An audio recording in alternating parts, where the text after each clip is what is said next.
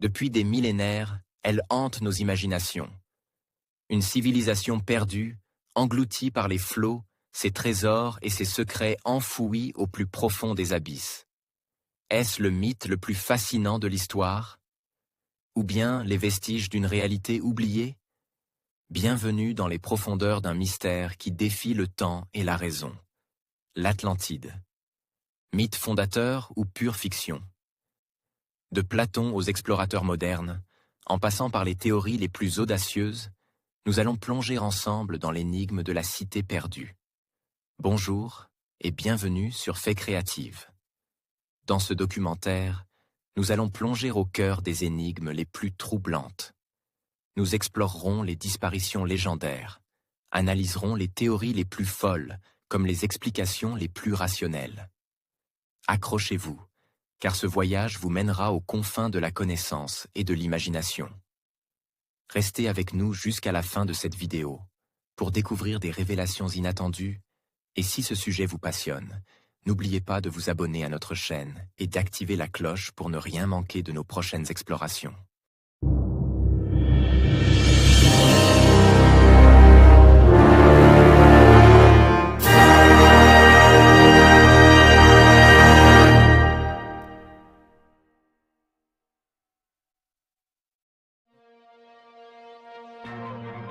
Parmi toutes les légendes qui traversent les âges, celle de l'Atlantide fascine plus que toute autre. Depuis l'Antiquité, elle hante l'imaginaire collectif, telle une énigme murmurée par les vagues et le vent. Son nom évoque à la fois la splendeur et la tragédie, un écho venu d'un passé lointain dont les contours se perdent dans la brume du temps. Selon le récit de Platon, l'Atlantide était une civilisation insulaire avancée, dotée de richesses inouïes, de palais étincelants et de savoirs oubliés. Mais en un jour et une nuit terrible, elle fut engloutie par la mer, effacée de la surface du monde comme un rêve au réveil. Ce mythe soulève une question obsédante. L'Atlantide a-t-elle vraiment existé? Ou n'est-elle qu'une fable philosophique inventée pour mettre en garde contre l'orgueil des hommes? Les érudits, les explorateurs et les rêveurs se sont penchés sur cette énigme, cherchant des indices dans les textes anciens, les cartes mystérieuses et les vestiges oubliés. L'idée d'un paradis perdu, d'une société sophistiquée, effacée par la nature, nous pousse à réfléchir à la fragilité de nos propres civilisations. Les ruines éparpillées sur les rivages, les statues rongées par le sel, tout cela nous rappelle que même les empires les plus puissants peuvent disparaître, avalés par le temps et les éléments. Depuis des siècles, la quête de l'Atlantide est autant une recherche de savoir qu'une exploration de nos origines. Les chercheurs parcourent le monde, des bibliothèques obscures au fond marin, animés par le désir de percer le secret de cette cité disparue. Chaque découverte, chaque indice, nourrit l'espoir de retrouver un jour la trace de l'Atlantide. Aujourd'hui, alors que la science repousse les frontières de l'inconnu, le mystère de l'Atlantide continue de nous captiver. Les technologies modernes, des satellites aux submersibles, sondent les profondeurs de l'océan à la recherche de preuves. Mais plus nous avançons, plus le mythe semble se dérober, comme s'il voulait rester un secret jalousement gardé par la mer. Embarquons pour un voyage à travers le temps, jusqu'à la source de ce mythe persistant. Ensemble, explorons les récits, les indices et les rêves qui font de l'Atlantide bien plus qu'une simple légende. Un miroir de nos espoirs, de nos peurs et de notre fascination pour l'inconnu. L'histoire de l'Atlantide commence véritablement avec Platon, le grand philosophe grec, qui évoque ce mystérieux continent dans deux de ses dialogues les plus célèbres, le Timée et le Critias. Ces textes, rédigés à une époque où la philosophie et la mythologie s'entremêlaient, ont été écrits vers 360 AVJC, une période charnière de la pensée antique. Platon ne présente pas l'Atlantide comme une simple invention, mais comme un récit transmis à travers les générations. Selon lui, l'histoire aurait été confiée par les prêtres égyptiens à Solon, le législateur athénien, lors de son voyage en Égypte, puis transmise à Critias, l'un des ancêtres de Platon. Cette transmission donne au récit une aura d'authenticité et de mystère, reliant la sagesse de l'Égypte ancienne à la Grèce classique. Platon décrit l'Atlantide comme une île immense, située au-delà des colonnes d'Hercule, c'est-à-dire le détroit de Gibraltar, à la frontière du monde connu. Cette île, selon Platon, était le centre d'un empire maritime d'une puissance inégalée, capable de rivaliser avec les plus grandes civilisations de l'Antiquité. Sa capitale, bâtie en anneaux concentriques, de terre et d'eau, était un chef-d'œuvre d'architecture et d'ingénierie, regorgeant de richesses, de palais somptueux, de temples majestueux et de ports animés. Les Atlantes, peuple ingénieux et prospère, vivaient dans l'abondance et la paix, guidés par des lois justes et une grande sagesse. Mais au fil du temps, la prospérité fit place à l'orgueil. Les Atlantes, d'abord vertueux, sombrèrent dans l'avidité, la corruption et l'hubris, cherchant à étendre leur domination sur le monde entier, y compris la Grèce. Leur ambition démesurée les mena à leur perte. Selon Platon, les dieux, indignés par la décadence morale des Atlantes, décidèrent de les punir. En un seul jour et une nuit terrible, l'Atlantide fut engloutie sous les flots, disparaissant à jamais dans l'océan. Ce récit, à la fois précis dans ses descriptions et dramatique dans sa conclusion, a posé les bases d'un mythe fascinant qui traversera les siècles, inspirant chercheurs, écrivains et rêveurs à la recherche de la vérité cachée derrière la légende de l'Atlantide. Depuis Platon, le débat fait rage. L'Atlantide est-elle un souvenir historique ou une allégorie philosophique? Les partisans d'une Atlantide réelle soulignent la richesse des détails fournis par Platon. Mesures, descriptions, chronologie. Peut-être a-t-il transmis un écho déformé d'une civilisation disparue, conservée dans la tradition orale égyptienne. Mais la plupart des spécialistes voient déban dans l'Atlantide une fable morale, une société corrompue opposée à l'Athènes idéale de Platon. Le récit sert d'avertissement contre l'hubris et la décadence, plus qu'il ne relate un fait historique. La fin brutale du dialogue suggère un but didactique, non documentaire. L'Atlantide, dès lors, incarne les dangers de la démesure et la fragilité des civilisations.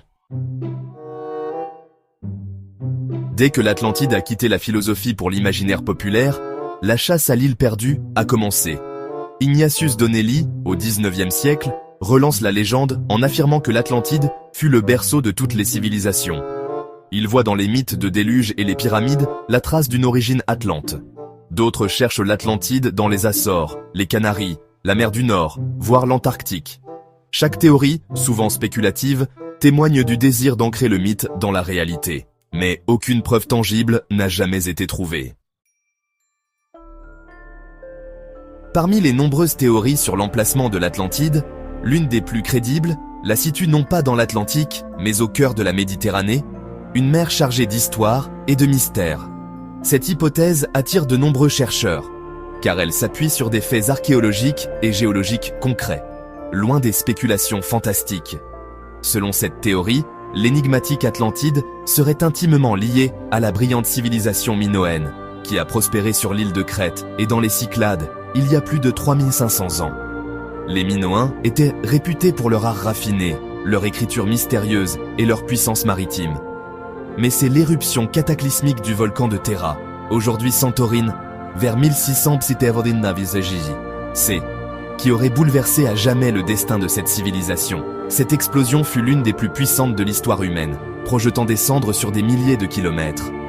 Les vestiges retrouvés sous des couches épaisses de cendres témoignent de la violence de la catastrophe. En quelques jours, la société minoenne, autrefois florissante, a été anéantie, ses ports détruits, ses villes ensevelies. Les fresques et les palais minoens révèlent un niveau de sophistication et de richesse qui rappelle étrangement la description de l'Atlantide par Platon. Une cité avancée, dotée de technologies et d'art remarquables pour l'époque. L'éruption a provoqué d'immenses tsunamis et un nuage de cendres qui a obscurci le ciel, détruisant les récoltes et rendant la région inhabitable. Ces phénomènes naturels ont précipité la chute de la civilisation minoenne, la plongeant dans l'oubli.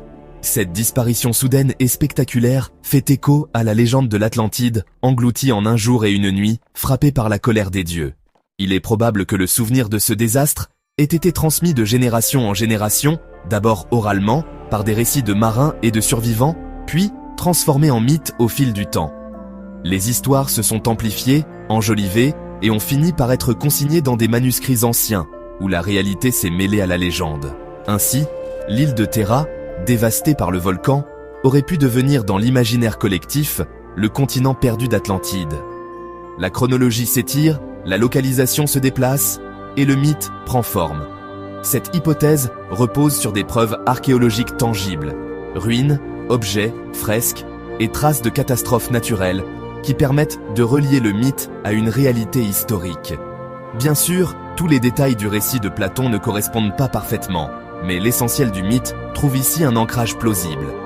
Cette théorie suggère que l'Atlantide n'est pas une pure invention, mais le reflet mythifié d'une tragédie historique bien réelle qui continue de fasciner et d'inspirer notre imaginaire collectif.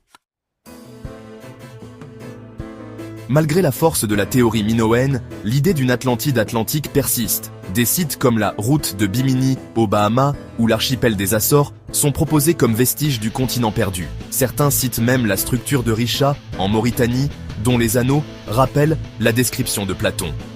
Des cartes anciennes et des prophéties mystérieuses alimentent la fascination.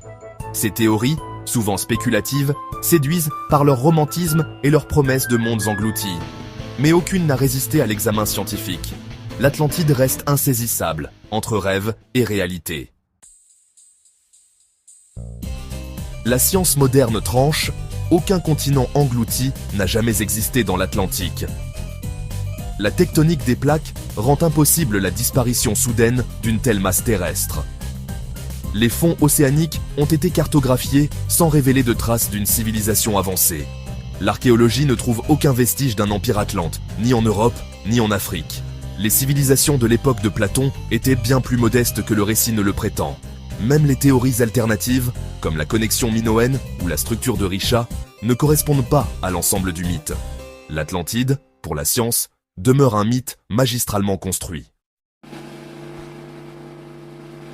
Pourquoi l'Atlantide nous fascine-t-elle encore, malgré l'absence de preuves ? Parce qu'elle incarne nos rêves d'utopie, nos peurs de la chute et notre nostalgie d'un âge d'or perdu. Le mythe offre une leçon morale. La décadence et l'arrogance précipitent la chute des civilisations. Il résonne avec nos inquiétudes modernes et notre quête d'un monde meilleur. L'absence de preuves nourrit l'imagination, permettant à chaque génération de réinventer l'Atlantide. Elle devient tour à tour cité de science-fiction, havre spirituel ou énigme historique. Sa force réside dans sa capacité à incarner tous nos espoirs et nos peurs. Et voilà, c'est tout pour aujourd'hui. J'espère que vous avez apprécié cette exploration. Si c'est le cas, un petit pouce bleu nous aiderait énormément à continuer à créer du contenu que vous aimez. N'oubliez pas de partager cette vidéo avec vos amis et sur vos réseaux sociaux pour faire grandir notre communauté. Si vous avez envie de poursuivre l'aventure avec nous et de ne rien manquer de nos prochaines explorations, énigmes et découvertes, c'est très simple. Abonnez-vous à la chaîne dès maintenant et surtout, activez la petite cloche des notifications. Comme ça, vous serez les premiers informés de chaque nouvelle vidéo. À très vite pour de nouvelles découvertes passionnantes.